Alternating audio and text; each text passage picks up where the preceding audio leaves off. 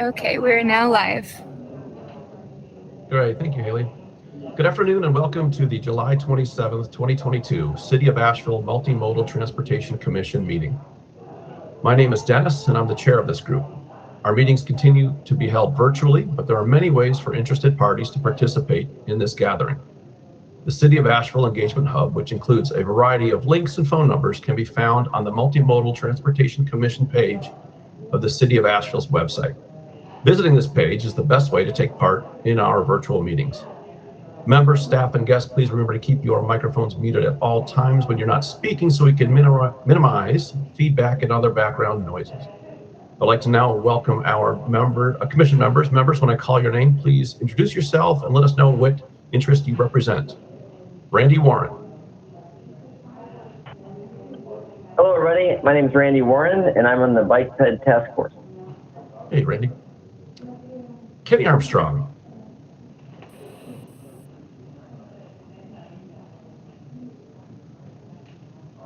I think we lost Kenny there for a second. I did see him though. Pat Katz. Looks like Pat is not here today. John Balsoni. John was unable to make it today as well. Maggie Ullman. Looks like Mag may not be here quite yet. Bill Loftus. We're crushing this lineup today. Leanna Joyner. Leanna Joyner, I represent Greenways. Hello, Leanna. Joe Archibald. Good afternoon, everyone. Joe Archibald. I am the the Planning and Zoning Commission liaison to the Multimodal Transit Commission. Hey, Joe. Elizabeth Lakis. Looks like Elizabeth was not able to make it quite yet. And I did get a quick note from Kim, who mentioned she has a family situation, so she'll follow up on our notes coming up, and we'll follow up next month. All right, moving on to the first order of business is the approval of our agenda. Can I get a motion to approve today's agenda? Jessica. I was just doing an account to see if we actually have a quorum or not. We need half plus one. Oh, now we do. There's our quorum. All right, thank you. Excellent. Okay, our first order of business is to review and approve today's agenda. Can I get a motion to approve? This is Leanna. I'll make a motion. Thank you, Leanna. And a second? I'll second. Randy seconds. Any comments or questions on today's agenda? All right, we'll do a quick roll call. Randy Warren? Aye. Kenny Armstrong? Kenny may have fallen off. He'll be back soon. Let's see, we have Maggie Ullman?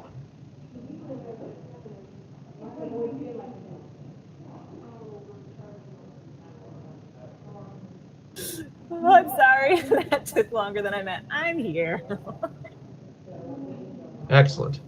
We're going to count you as a yay vote. Aye, yes. Excellent. Leanna Joyner? Yes. Aye.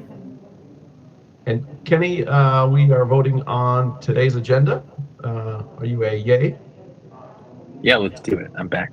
Beautiful. I'm a yay as well. Motion carries.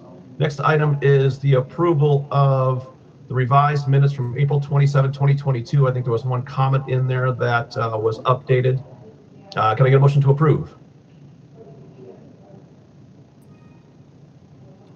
Yeah. This is Leanna. Oh, go ahead, Kenny. We got a motion from Kenny and a second.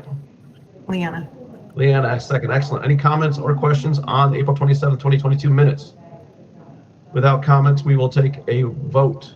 Randy Warren. Aye. Kenny Armstrong. Aye. Maggie Ullman. I'm feeling it here. Aye. Here we go. Leanna Joyner. Aye. And I'm an aye as well. That motion carries. Excellent. The next item is the June 22nd, 2022 minutes. Review and approve. Can I get a motion to approve? Maggie makes the motion. Thank you, Maggie. And a second? Sure, I'll second. Randy, Randy. second. Any comments or questions on the June 2022 minutes? Without comment, we'll take a roll call vote. Randy Warren, Aye. Kenny Armstrong, Aye. Maggie Allman, Aye. Leanna Joyner. Aye. We got our sea legs. And I'm an aye as well. Excellent. Motion carries. There was no public comment today. The first item of new business is the approval for a sidewalk maintenance agreement between NCDOT and the city for the project of NCDOT is planning to do along Tunnel Road. Ken. Thank you, and good afternoon, everybody. I'm Ken Putnam, the Director of the Transportation Department. My voice is kind of cracking up. I don't know why, so I apologize for that. Yes, the DOT has a project to do some pedestrian improvements along 3 different sections of Tunnel Road and South Tunnel Road. And site number 1, which is part of your package, and it shows a section of sidewalk that will be built from Old Chuns Cove Road up to Bowcatcher Tunnel. There it is right there. For reference, that building that you see there, that's the old Greyhound bus station. It's on the other side of the tunnel. So what we have to do anytime a sidewalk is built on a state maintained road, the city's responsible to maintain it, and we have to go through a process to where we have a formal agreement that establishes that. So that's what I'm asking you all to endorse so that we could get it on council's agenda and approved and get the agreement signed. And I'll be glad to answer any questions if there are any. Great. Thank you. Joe. Hey, good afternoon, Ken. Couple of questions. One, and I may have missed this, sorry I had to drop away for a minute. Why did DOT decide to do this little section of sidewalk? And then 2, is there any way we can get them to finish out the sidewalk along Tunnel Road along that side? Okay. I'm gonna guess no, but like if Yeah. like if you look at Google Map and keep going down, like in front of the old Dairy Queen, there's a missing chunk, and it's like 2 or 3 other little spots there. Right. So, I was I don't curious. know. No, that's very good questions, Joe. I don't know the exact reasons other than the fact that I believe it was driven by probably from some citizen complaints that they had been accumulating. And so they were able to find this money to do this. But to add to the project at this point in time, no, that they would not be able to do that. Okay. Yeah, I was kind of curious. I know that old Greyhound building is undergoing renovation, but it's the old Dairy Queen. It doesn't meet the requirements for the developer to put in the sidewalk. So, yeah, like I said, I was just kind of curious. I mean, it's great. No, that's fair. That's a fair question. And in fact, Joe, this project kind of surprised me when it came up. So, and I just got it from them probably less than a month ago. So I'm trying to get it through as quick as I can so we won't slow the project down. Excellent. Randy? So if the old Greyhound building is undergoing renovations, I know sometimes if the building is improved or they're building it, then they're responsible for the sidewalk. Is that not the case in this case? It doesn't, they're just doing minor stuff. So no, it doesn't. It's kind of like when the Dairy Queen got converted to the Enterprise, it wasn't, it didn't meet the threshold where they would have to put in the sidewalk, unfortunately. So same thing with the Greyhound. Right, and that's Randy. That's a good question too. But they have to trigger full site compliance in order for us to require that. Excellent. And Ken, I noticed that you have a suggested motion for us to follow here. Without any comments, or someone that's interested in making a motion?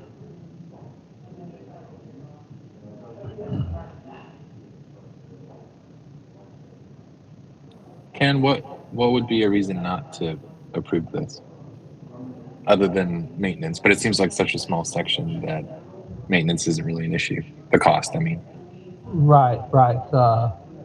Yeah, we don't really have a choice here in this one.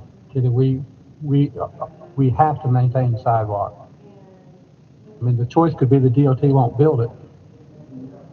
Right. So if denied, if we don't move forward, then DOT just won't build the sidewalk, correct? They can't. That's right. Okay. Mm-hmm. And even, I'll add to this too, even if the project were to do it, the city would still maintain it. And you know, we're trying to get our sidewalk connected as fast as we can and as by any means that we can, so to speak. Certainly, it makes complete sense that even these small pieces matter.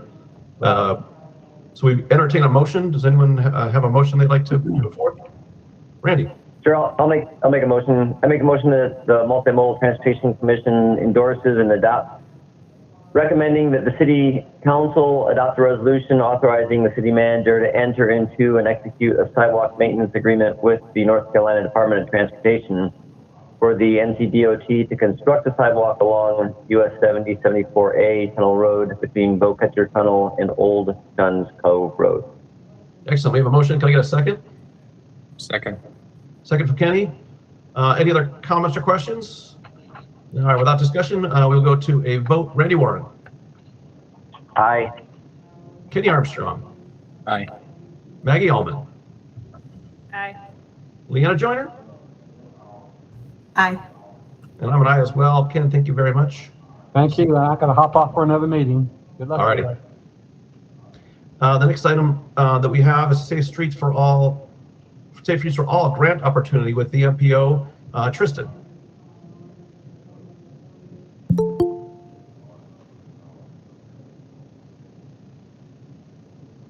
He just joined. Looks like it's perfect timing. Yeah, I asked Tristan to, if he would mind attending today to give us a overview of this grant opportunity that we are all considering partnering on. So Tristan, are you there? Yeah, I'm here. Can you hear me? Yes. Yep. Sure. So, sorry to be late. I don't know how aware you all are of the Safe Streets for All program. That's a new grant program that's been made available through the recent federal bipartisan infrastructure bill. It's really aiming at a lot of Vision Zero goals. I'd say it's very Vision Zero oriented without much of the use of the term Vision Zero. So things like the action plan, the safety action plan, really has, in many ways, it's a Vision Zero plan. So as part of the Safe Streets for All program, the federal government is planning to make $5 billion available over the next 5 years. 40% of that funding is going to be set aside for planning efforts as the program ramps up. And one of the key stipulations to utilizing the implementation funds that go along with it is that an area has to have an action plan done first. You can't just go after the implementation funds without having an action plan.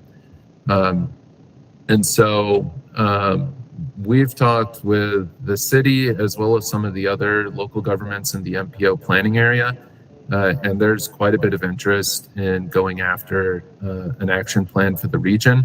Federal Highways has stated that their preference is that action plans be more regionally oriented. They don't want to go through and award a plan to Asheville and Canton and Black Mountain and so on and so on. They would prefer to have one planning effort as part of that. And so we've been talking with our stakeholders about applying for this grant and going after a regional safety action plan. That would enable our entire region, or all 5 counties, Buncombe, Haywood, Henderson, Madison, and Transylvania, to go after the implementation funds. We anticipate this effort to cost somewhere in the neighborhood of $400,000. And we'll be bringing that through for our board approval in August, with the grant due September 15th. Did I cover everything, Jessica? Yeah, I think so. So typically whenever the MPO does a study on behalf of the region, the local jurisdictions chip in to help pay for the match. So it's likely that for the next budget cycle, we will be looking to include some funding to pay for our share of that match, assuming that the MPO gets forward. That's correct, and we've also started discussions with some other local funders that could potentially alleviate or cover some of the local match requirements. Maggie? This is fun and exciting. I love to see that Build Back Better has some legs somewhere sometimes. A question is, how much match would you be asking of the city and what would have to be reprioritized? I'm definitely pretty concerned about how we've had to defund transit this last year, and just curious about funds going to a planning effort that theoretically open implementation dollars years down the road when we're in really dire straits with our transit system. Sure. Based on my preliminary estimates, we'd probably be looking at $80,000 in local match from the region overall. Based on the way we split out costs, it would be somewhere in the neighborhood of $12,000 to $18,000 for the city. Thanks. That's a very modest match requirement for a federal program. I mean, a lot of times you see a 1-to-1 or what have you. So that's helpful. Yeah, it's an 80-20 match, and then again, as with a 5-county plan, we would be splitting the local dues requirements amongst the MPO and the Land of Sky RPOs dues paying members.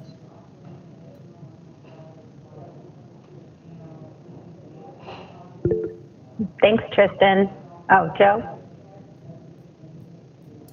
Hey, Tristan. Are there, so it looked like there were, there's the two parts of it, the action plan and the implementation plan. Are there things, and I'm going to speak specifically about Asheville City, are there plans that Asheville has done recently, say Biltmore and McDowell studies, that could, if the MPO got, the implementation money, that those plans could be then put to, shovel ready? I really quickly kind of looked through this, and it looked like, some of the criteria are the projects, obviously there were things like, equity and safety and things like that, but it also looked like there was a little piece of, are there actually projects that are ready and that can be built in kind of that time frame? So I was just kind of curious if there's anything we've seen recently that may be able to be actually done with these funds if, the grant was received. Yeah, I mean, the way I've put it to our folks in our presentation is that our region is depressingly well suited to go after this type of grant program. We're seeing crashes in every type of category increasing, and severity levels either staying the same or increasing as well. By that, I mean pedestrian, bicycle, motorcycle, truck involved, and just general vehicular crashes. So all in all, I mean, I think there's going to be a lot of opportunities out there. I think, there is a part of the grant packet that kind of says, they're aware that there have been a lot of planning efforts and some communities have done Vision Zero plans. So they do have criteria for what previous planning efforts they would consider as kind of just being that safety action plan and making them eligible for the implementation funds. Jessica, feel free to correct me if I'm wrong, but I mean, the last thing I heard was Asheville and Hendersonville have plans that have a lot of the elements, but you either have to squint pretty hard to ensure that the feds are going to see that as something that would qualify as an action plan, or Biltmore McDowell, I don't think would qualify in terms of the eligibility requirements they're looking for. Yeah, that sounds Thanks. correct to me. A lot of our activities that we do are safety related, but we don't have a plan that kind of pulls all of it together and has specified goals or measures for, safety improvements. But you could point to any number of current projects that I would consider to fall under the umbrella of Vision Zero. But we don't have something that's overarching, and that's something that we need to do. And it's really good timing for this grant opportunity, and I'm super excited that it'll be regional. Just one last question, Tristan, and Jessica, is this something that, maybe for the action plan part of this, if the French Broad MPO is to receive the grant, that there could be, I guess, like a Vision Zero plan for the region be developed? Is that something that maybe is stirring around of what may happen from this? I'll just say my personal take on that is that the safety action plan is basically a different way of saying Vision Zero plan. Again, a lot of the things that they're requiring be done as part of the planning grant is what you would do as part of a Vision Zero plan. I think that there's obviously some differences in terms of goal setting, but this wouldn't just be looking at areas where there's high incidence of crashes. It would also be looking at how does this overlap with enforcement efforts, equity issues, and a number of other things that would be part of a kind of broader Vision Zero effort.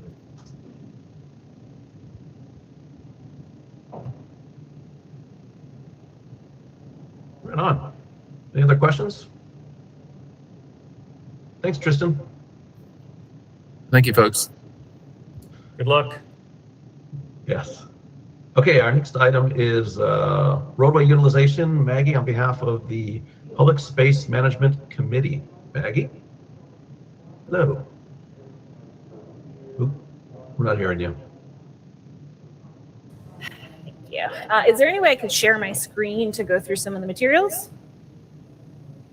Maybe it's already on. Sure, I pulled up your presentation, Maggie. If you want, I can forward it for you, or you're welcome to pull it up. Cool. Let's see.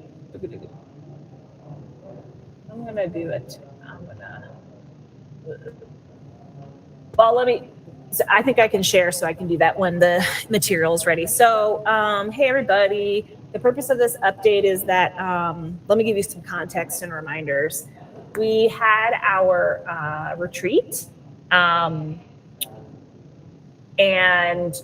for us, right, like last fall, and one of the items that we prioritized as a group was to pursue creating pedestrian zones and pedestrian areas where we prioritize people over cars in the right of way. And so out of that priority from this committee, one of the opportunities that presented itself was a effort that's been being led out of the community development in the downtown spaces, part of city staff, called Public Space Management. And after we had our retreat as Multimodal, we then also, I think it was maybe December, had a joint meeting with the Downtown Commission and some other commissioners to really talk about places that we could be working together. So with the hat of MMTC's priority of looking to figure out ways that we can prioritize people over cars, myself, briefly Michael Stratton, Bill Loftus, sat in on and became members of this downtown public space management task force. Okay, so that's like the why. What we were doing is we're trying to go through this goal. these slides, we're only going to do slides 7 and 8, Jessica. So if you want to hold off a minute as I do a little more context, thank you. So the purpose of this public space management is essentially, during the pandemic, we let a lot of businesses expand their footprint onto public space, think sidewalks, and sometimes in parking spaces because people needed to social distance and have as much space as possible. But we don't have like real standards or requirements or rules for how that looks, how that works, how that flows. So that need to address that is where this new little public space management group came from. And there's a lot of other issues that come up from the downtown audience all the time about how we share public space. So think, I want a trash can in front of my business. I don't want a trash can in front of my business. There's just a bunch of stuff that we have to deal with those stakeholders. And so this committee, with staff leading, has done pretty extensive surveys twice of downtown stakeholders, from residents to business owners. We've had several focus groups, and it's culminated in a meeting we had last month where we set really priorities for city staff who are going to be addressing some of this downtown space. They're going to be pursuing these 4 different priorities. So I know that's a lot of preamble, but any just questions on like the context of like what I'm talking about, catching up on like the purpose of this group, why me and Bill have been participating in this, before I talk about the priorities that we've landed on? That was really clear. Thank you for that Good. succinct overview. Like jargon soup, go for it. No, that was great. Okay, so that's all the why and where we got to. And it's awesome. Like, we were able to insert priorities that we talk about into another commission's priority set, and they have like steam and motivation to work on it. So now, Jessica, thank you for being the slide maestro. If you would go to slide 7 of that deck, that would be awesome. Cool. So the focus themes that this group has decided on are these priorities. 1, street activation and roadway utilization, which is one of our goals. So we've now been able to kind of insert this priority set into the Downtown Commission's priorities and this active cross-collaborative group.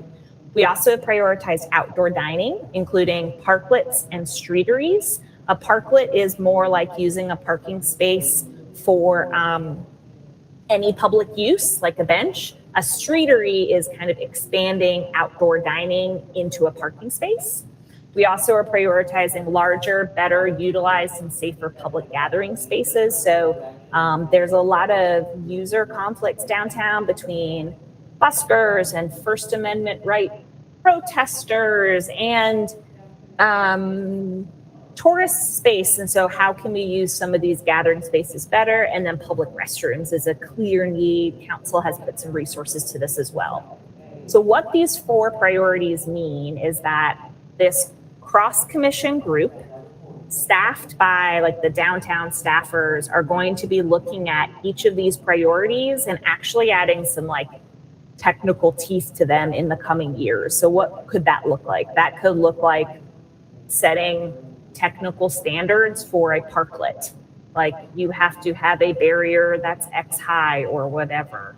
It could also mean us really starting to edge our way towards standards and expectations for when, why, how we activate streets for pedestrians, and or when we want to be using the road for other things behind cars. So it's still at the goal and priority level. We aren't to a technical space, but we've been able to influence the Downtown Commission, which hasn't been prioritizing using streets for people, in a way that now it's one of the top priorities, which I think is a really, really awesome win. If you go to the next slide, I'm going to talk about the detailed stuff that we're kind of targeting for the roadway utilization priority, and then I'm going to stop talking and we can discuss or have questions or whatever. So each sub-bullet is kind of what we see slated to be thinking through or addressing or commenting. For the roadway utilization, we're looking to, sharing roadways for pedestrian activation, which will look like input on the Pack Square Plaza planning project. There's a whole planning project to revision where the former Advanced Monument was. input on design of upcoming NCDOT projects. So we know from our last meeting that we're looking at bike lanes along the main corridors. We're looking at bike lanes on College and Patton. So now this public space management committee will be able to echo our priorities of people over cars on those projects. And then also just as things come up over time when it comes to curb extension requests, street designs, now this priority to use roads for people and cars is set into the kind of planning motion. Okay, the last thing I'll say is, nope, I just completely forgot. So, next steps, the staff person, Dana Frankel, who's the lead on this, is out through the summer on maternity leave with her gorgeous new baby. So the Public Space Management Committee will reconvene in September, and Bill and I will continue to serve on that. Anyone else is welcome to tap in. It's a great cross-commission group, and hope to really start seeing technical, tactical, tangible things come to fruition from this now cross-commission shared goal.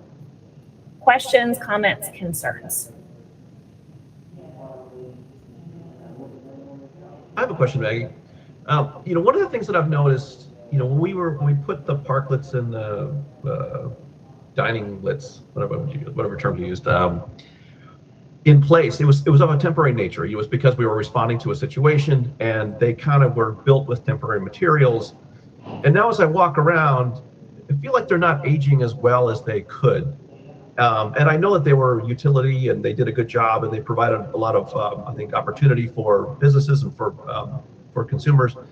Are we as part of this to say, what would it look like when these temporary spaces become more permanent spaces? And are we using, decking wood that's unpainted and that kind of thing? Like, well, how do we approach those elements? I think you're definitely in the right thread. When we get into the work where staff start really rolling up their sleeves with a cross-departmental team to set those standards, the things that you mentioned are good examples of what we might start to standardize. And the goal that I hear you articulating of durability and longevity has been articulated by many of this committee, this cross committee. So I would expect that we'd be looking at that type of thing as well. And this committee, this Public Space Management Committee, getting into that depth will be stuff that comes up in the coming year. And so part of what I commit to do is to continue cross-liaising, that when we have something really to say, like today's presentation, I can bring it back to MMTC and make sure y'all are contributing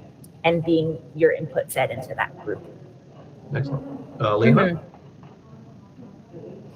So along those lines, when we think about standards, particularly when it comes to public spaces that are also privately used, like parklets or eateries, streeteries, I think one of the aspects of the city that could be lost with too uniform of direction is the kind of artistic character that comes through. And I wonder if that's a consideration or a balance that the staff could hold in thinking about what makes sense to standardize and what respects what might come through in unique personality of place too, that we might be able to retain.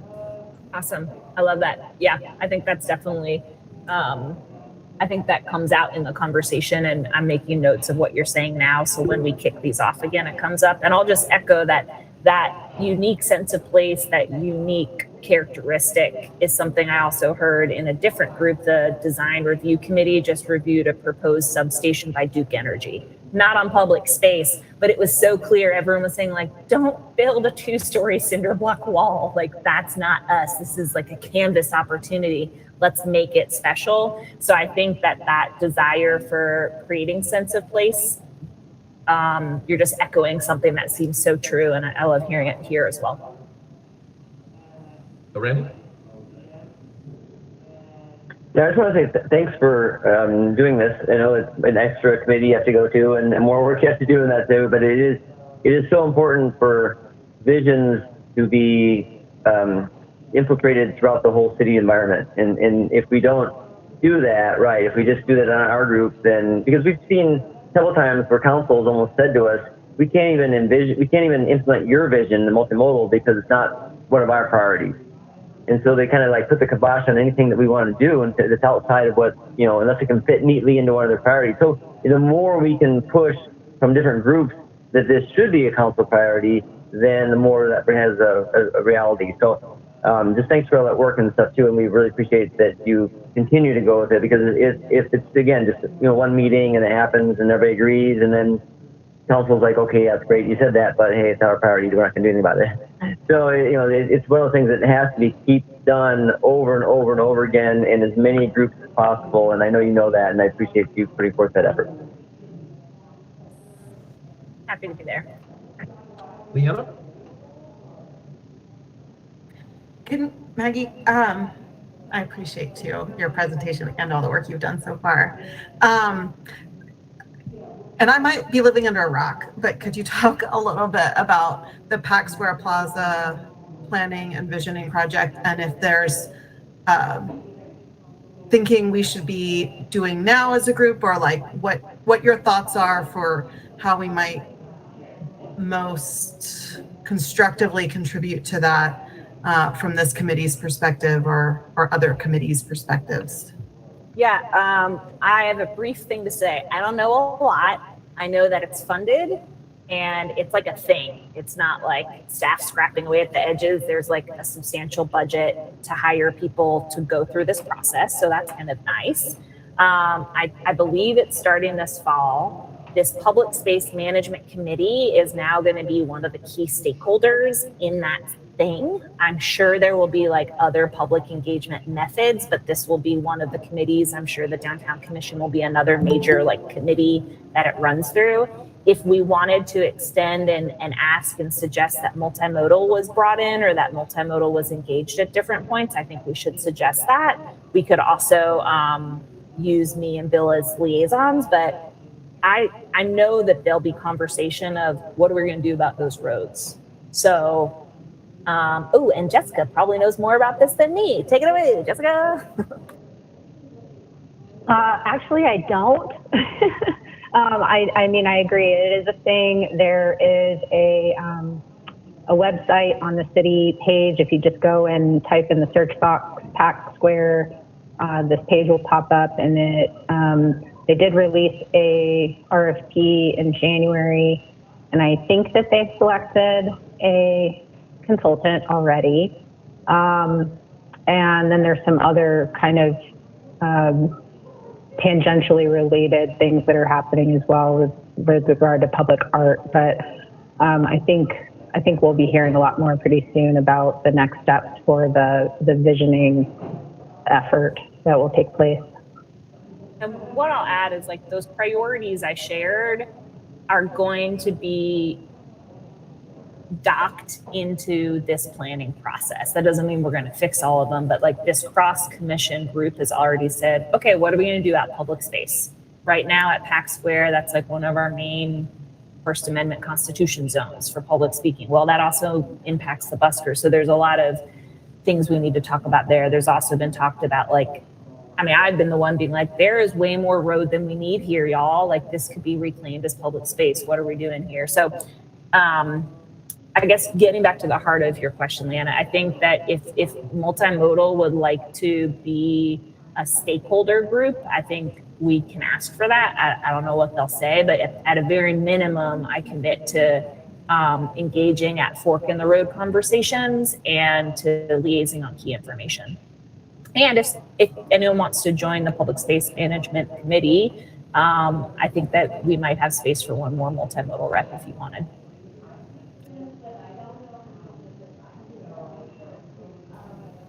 Good deal. Any other questions or comments? Excellent. Thanks, Maggie. Okay, the next item we have is an update on Board and Commission's restructuring process. Jessica.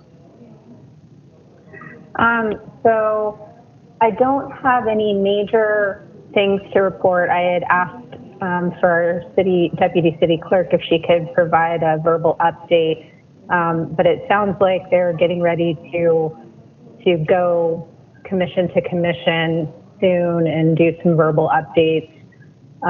There is a website on the city's website that's dedicated to the effort, which they're calling the realignment, boards and commissions realignment.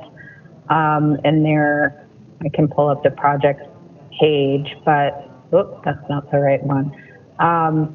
But there's going to be more engagement with you guys, as well as all of the other boards and commissions. There is a working group that is pulling or has pulled members of various groups, and they are meeting on a regular basis to try to work on the nitty-gritty details of what a possible restructure or realignment would look like. And one of the things that is happening now is that the council committees, which are, there's I think 6 council committees at the moment, and those committees are comprised of 3 council people each. Those committees are developing their own work plans, and the overall goal of this is to make sure that the council committee's work plans feed into the strategic priorities of the organization, and that there's a communication loop, if you will, between the overall council, the council committees, and then the boards and commissions that are serving under them. So the Housing and Community Development Committee is going to be taking the lead in piloting the concept that we're looking to test, and they're beginning their committee work plan in August. So they're, at the moment, you guys shouldn't worry about any major changes or anything for your own boards and commissions that you serve on, including multimodal, because the housing committee and things that are, I think, more in line and related directly to that are going to be the first ones to take some steps towards realigning or restructuring. So I can try to answer any questions, but I may not be the best person to do that, but I'm happy to give it a shot. Randy.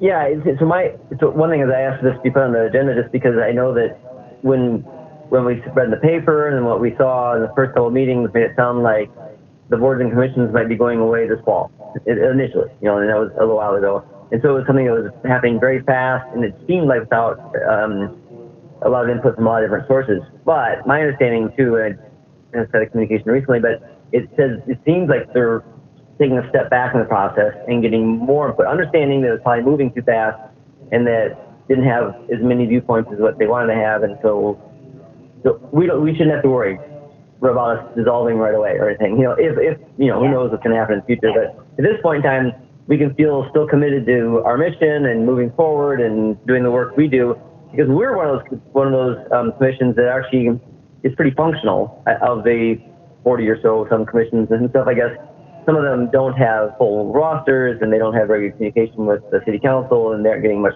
stuff done. But I know we have our challenges certainly in terms of trying to get our agenda moved forward, but we do have a council rep who's pretty active with us, and we have staff people that are dedicated to this group that are doing a fantastic job. We really appreciate that. Jessica, thanks so much for your work. And so we're functioning pretty well. So it is, from what I understanding, is that it's not quite business, but almost business as usual at this point in time, with this thing going on the side that may shape us more in the future, but we don't need to be worried about what we heard in January necessarily happening right now. So that seems like a pretty good perspective. Is that right, Jessica? Yeah, I think that sums it up very well. And one other thing I just wanted to mention is that the working group is working to put together a survey that will be going out to all members of boards and commissions and they're expecting to have that completed, I think, this week, and send them out the week of August 1st. So be on the lookout for that survey. I don't know if it will come like through me and my staff, or if it's going to just go out through the city clerk's office. So keep your eye out for that, because we'd like to get a lot of input through that survey. Excellent. Okay, we'll move into unfinished business. The first is the Biltmore bike lane proposal. Okay. So I just wanted to give you guys an update. We talked about this at our last meeting, I believe, and on June 22nd, and there was a unanimous vote of support for the project. Again, what we're looking at is on Biltmore Avenue in downtown, between Patton on the north and Hilliard on the south, we are proposing to add bicycle lanes, one in each direction. And in order to accommodate bicycle lanes, one of the two southbound lanes would have to be removed, and the extra wide northbound lane would be narrowed to a more standard size. So far, we have done some outreach to businesses and property owners on the corridor. We started that effort. Unfortunately, we started that effort after we went to Multimodal Commission and Downtown Commission. We got letters out to property owners, and we sent emails to business owners, and we also did some door-to-door outreach last week with business owners and employees, or whoever happened to be at each business during that time. We've received quite a bit of comment from that effort, and I would say that overall there's always mixed opinions about bike lanes and such. And so, we have, I've included a link in here to all of the public comments that we've received so far, and I continue to add information to that as I get it.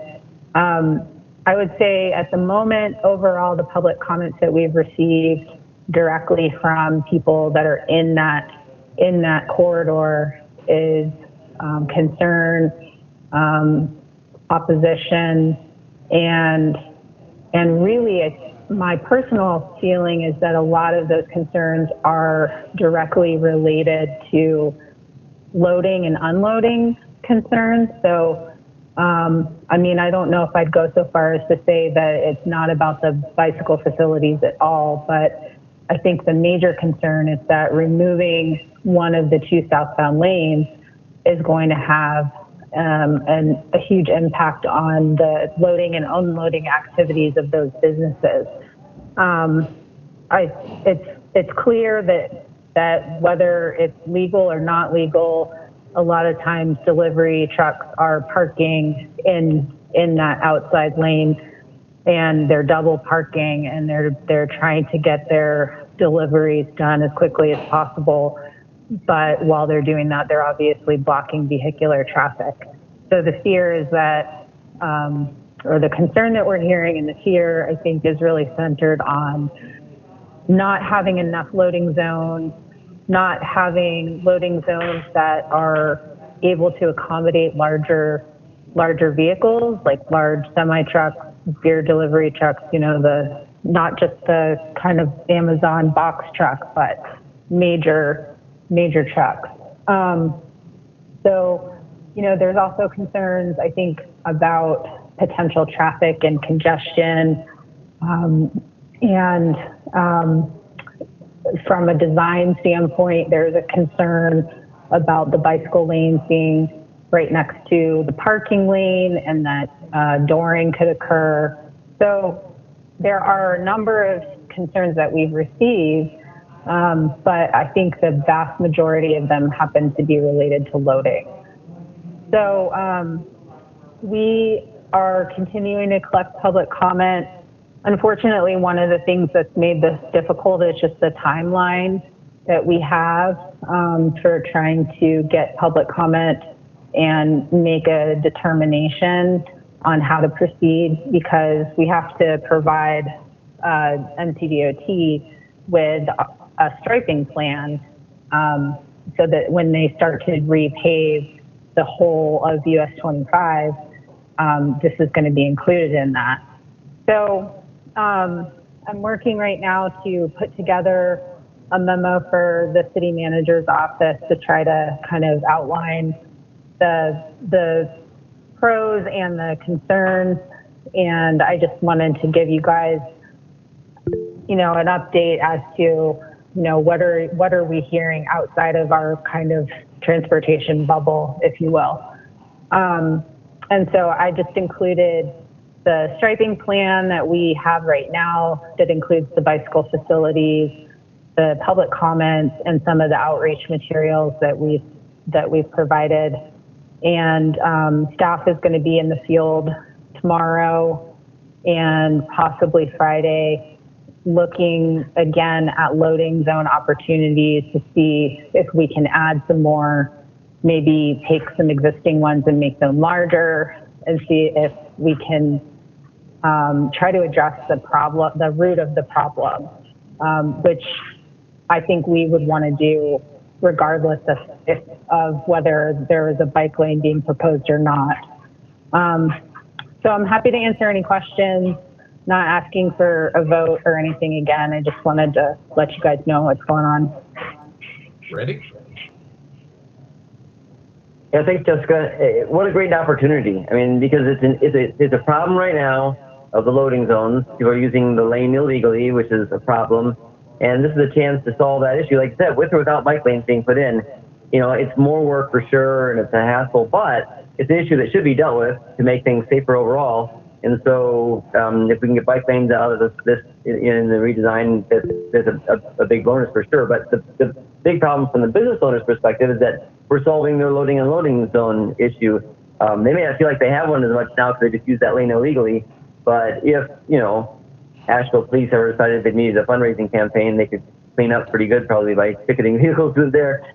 So, I mean, it's like, so it's an issue, and they might not view it as an issue right now because of their current enforcement of those kinds of rules. But I think that as long as we look at it as solving that problem, like you said, then hopefully everybody will be happier, and NCDOT should be happier, and it should be in the end. So I appreciate your view of it being, again, solving a problem, not so much as putting something in on people, but helping them to solve a problem that they have now too. And I think that's the right attitude to go with this. Joe?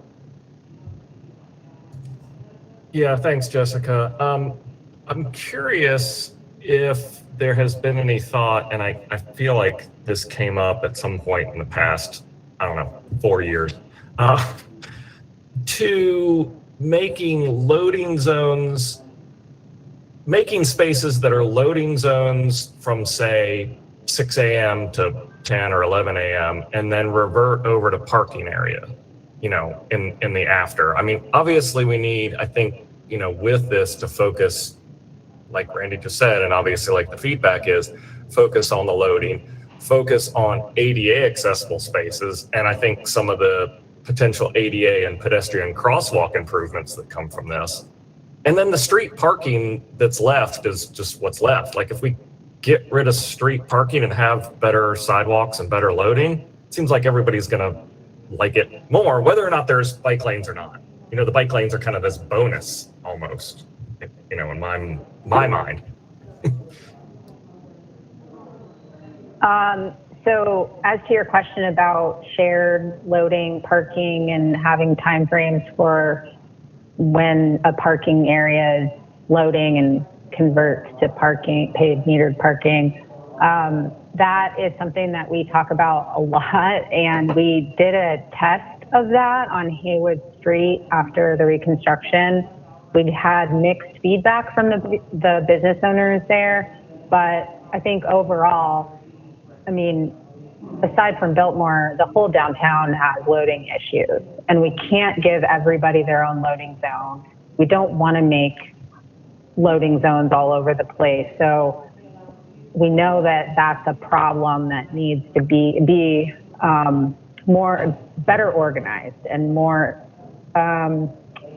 strategically run. Our curb space is valuable space, right?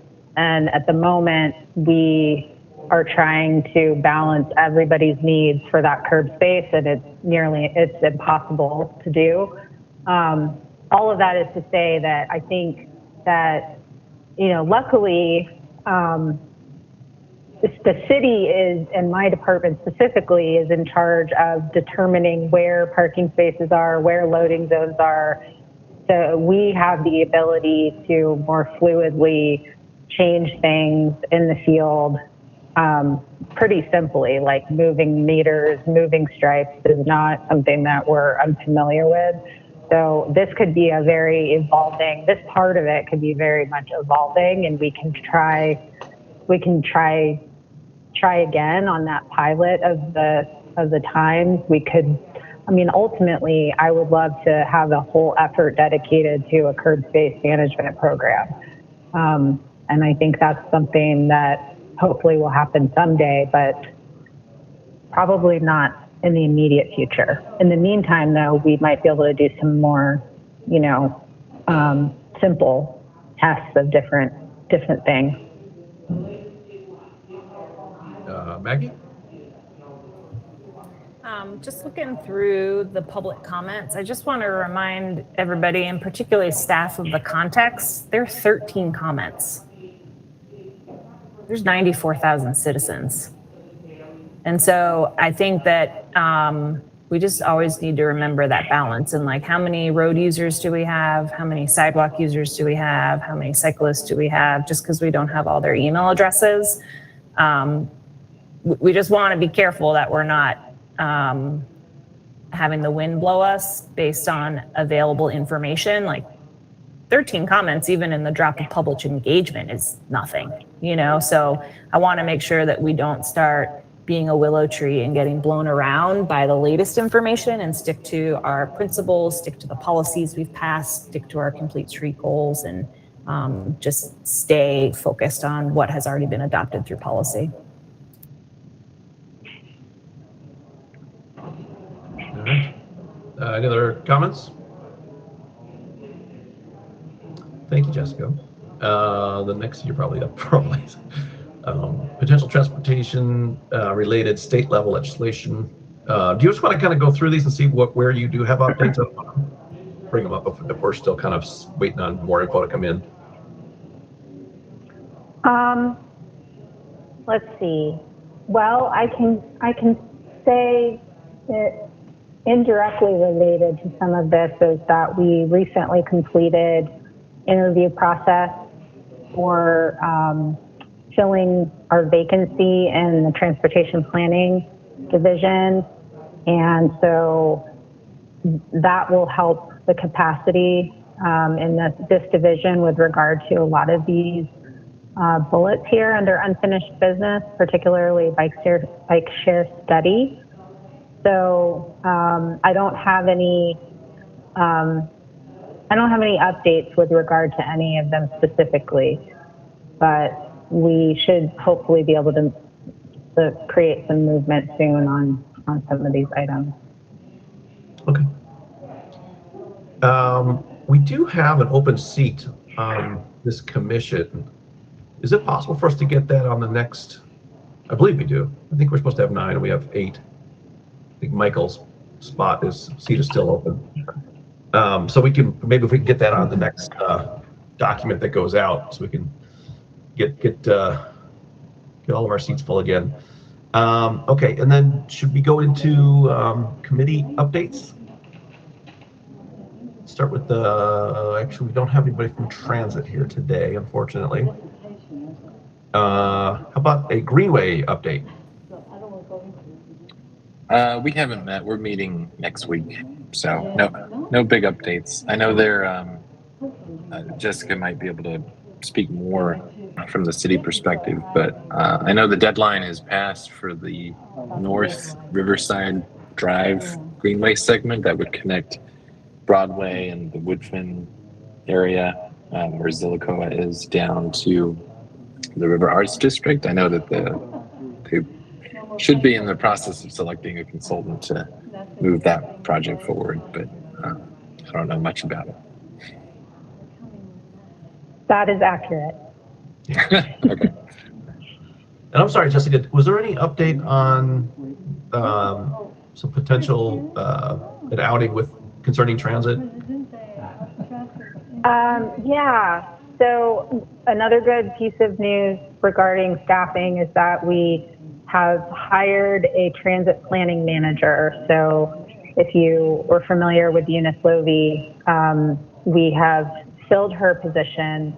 This person will not be starting until the end of August, however, and they will also be working remotely for some period of time in the beginning, but they are planning to take a trip out here in, I think the third week of September is what we're looking at, which happens to align with a transit committee meeting.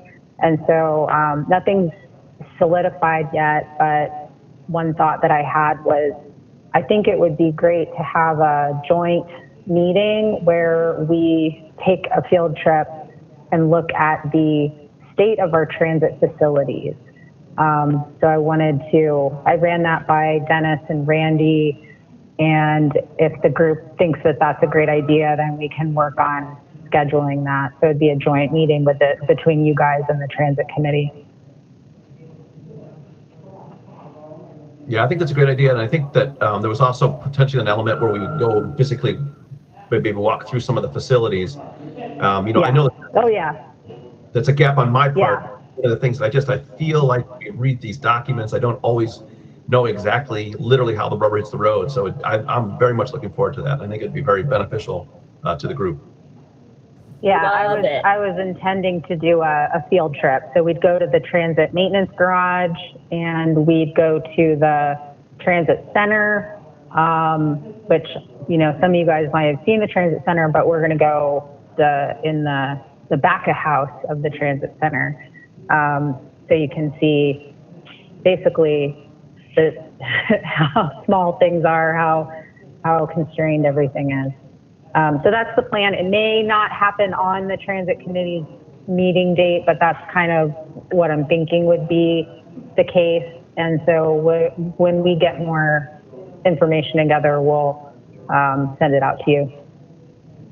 Excellent, thank you. Randy, a BPAC update? Yeah, so we, every 5 years, I think it is, we do a pedestrian-friendly community application, and we're getting ready to do that again. It isn't due until 2023, but it takes months to get that together. And once again, too, we were silver level pedestrian-friendly community right now, and we don't want to apply for gold because we feel like that's disingenuous to say we might be a gold level pedestrian-friendly community. So we do want to maintain, though, our silver level status. So this is a way to help identify needs that we have and what will help bring us to a higher level. So we're starting to work on that. We also do bike head counts in September every year, and we're discussing with staff exactly if we should change things with that or not, or if we should just keep going because this data has been collected for over 10 years now, and we want to make sure that we're doing what we need to do in terms of having helpful information to the city on that. And then really exciting news is in August, the city has agreed to meet with us to have a workshop kind of discussion over bike lane facility maintenance, and not just, them presenting what their street sweeping schedule is, but actually talking about overgrown brush that's impacting that, businesses that are dragging out rocks and debris from their businesses, the parking lots, things like that, pavement issues, misaligned drainage grades, things like that too. And so Ken's working on assembling the people that need to be in that meeting, and we're going to have a meeting in August with the City Department of Transportation and staff about how we can better understand that and give us more input in terms of what users are seeing and how maybe we can improve that. Excellent, thank you. Joe, P&Z update? Yeah, first, I just want to say, Randy, great. I'm glad that's happening because I was tempted to take my trimmers out and get all the overgrowth on the new bike lane down in the rad. Maybe you guys can just do that while you're there. So one of the big things that is coming through P&Z actually this month, again, we are reviewing the South Slope Vision Plan, which, essentially is that area down Cox Avenue, includes a lot of what was in that, street tweaks work that was done by AOB and AARP. What is that, 3 years ago now? It's a pretty healthy document. Includes obviously a lot more area than just that part of Cox Avenue. But yeah, all that information you'll be able to find on the P&Z website. And certainly if you have any comments or want to make recommendations, there is information in there talking about including bike lanes on there. And lots of people commented, lots of the people who wrote in, and they have a lot of the comments. They have pretty much all the comments they got. Really comment about wanting to have multimodal infrastructure in that area. So I think that's great. So yeah, that's probably the biggest thing that I have to bring up. Excellent. What a great street for it too. There's plenty of room there and a lot of users. The next update is the Neighborhood Advisory Committee. Elizabeth? Oh, we can't hear you. Can y'all hear me now? Yes. Sorry, my internet has been completely unstable. I'm out and about in a camper. Yeah, the Neighborhood Advisory Committee just met on Monday, and a couple things going on.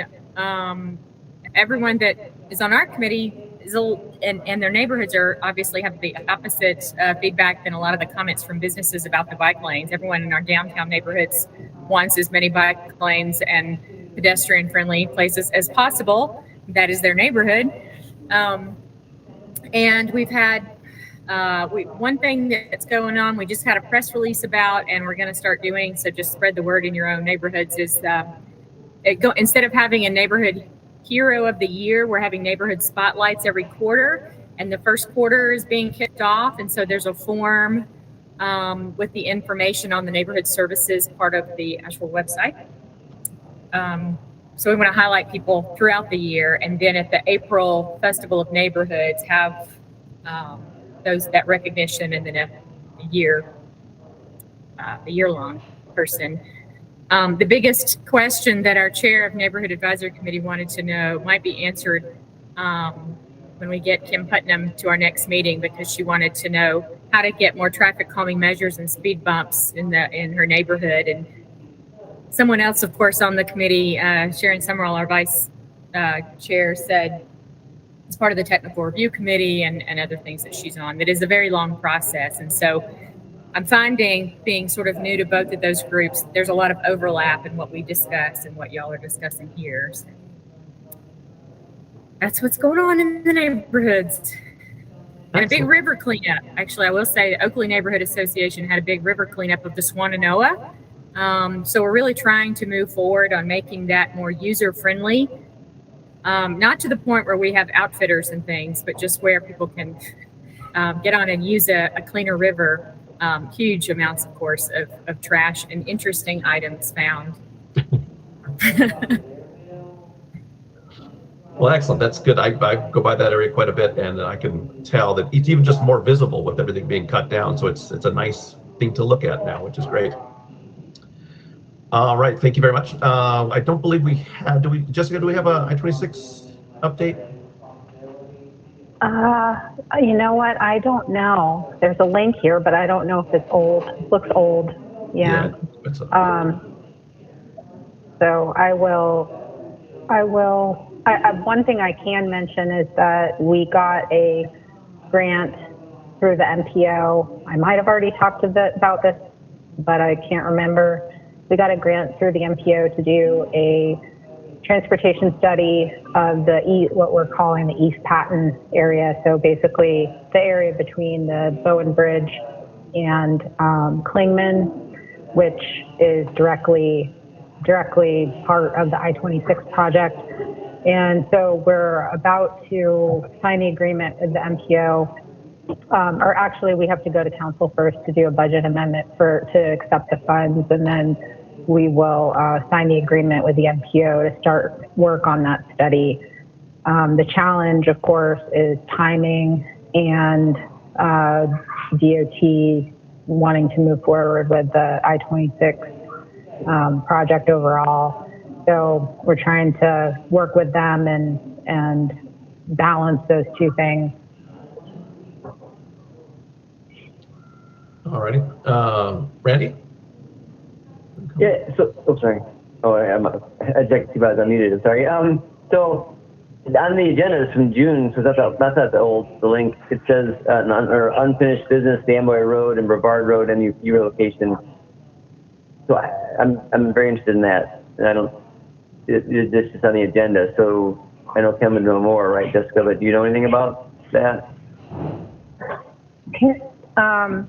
Could you repeat which item you're talking about? Oh, it's just the Amboy Road and Brevard Road. Yeah, so those are pretty significant aspects that we should gain in the I-26 aesthetic. So the I-26 project in general. So I'm just wondering. We haven't heard an update for a long time on that. I don't know if anything's proceeding as normal, or if there's things that we should know about, or what. Not that I'm aware of. But maybe what I can do is have Ken come to our August meeting and maybe give a more thorough update on I-26. It's definitely one of the projects that I'm sort of not as intimately involved with.